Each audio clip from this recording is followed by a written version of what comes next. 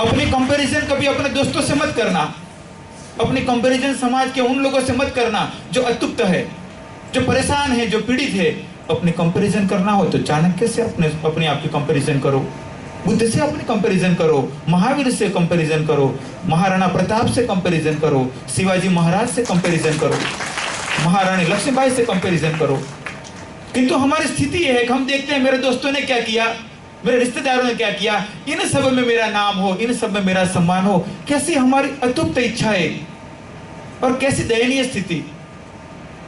यदि महाराणा प्रताप ने भी ऐसे सोचा होता तो, यदि शिवाजी महाराज ने भी ऐसे सोचा होता तो हमें इतना महान व्यक्तित्व प्राप्त नहीं होता।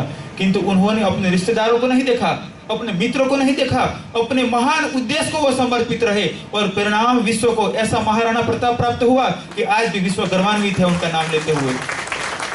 ऐसे शंकराचार्य प्राप्त हुए कि सदियों के बाद भी आज ऐसा व्यक्तित्व मिलना मुश्किल है।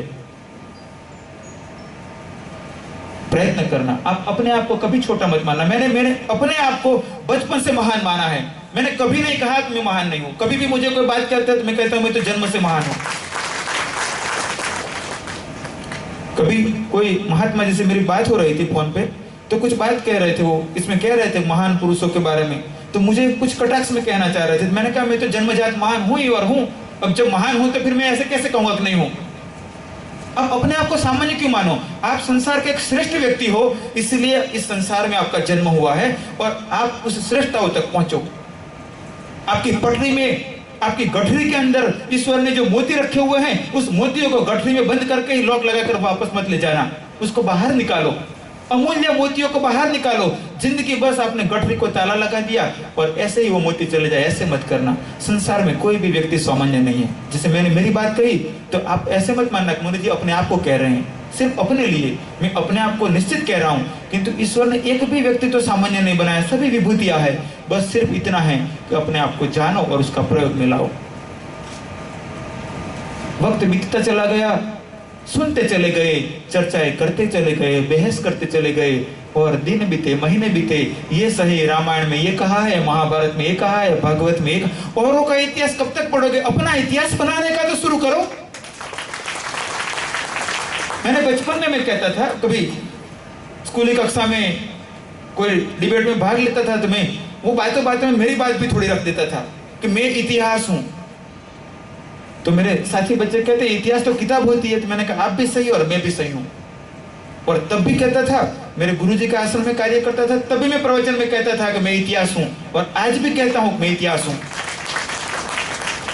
इतिहास बनाया जाता है, निर्णित किया जाता है और हम सबको ये करना है, करना होगा। वो वर्तमान समय की आवश्यकता है। हमें उस रत्नों को बाहर निकालना होगा, उन महापुरुषों को जगाना होगा कि आप महापुरुष हो। अपने आप को जगाओ और अपने कार्य को संभालो। कार्य आपका इंतजार कर रहा है, समय आपका इंतजार कर रहा है और ईश्वरीय शक्ति आपका इंतजार कर रही है। कब तक सोए रहोगे?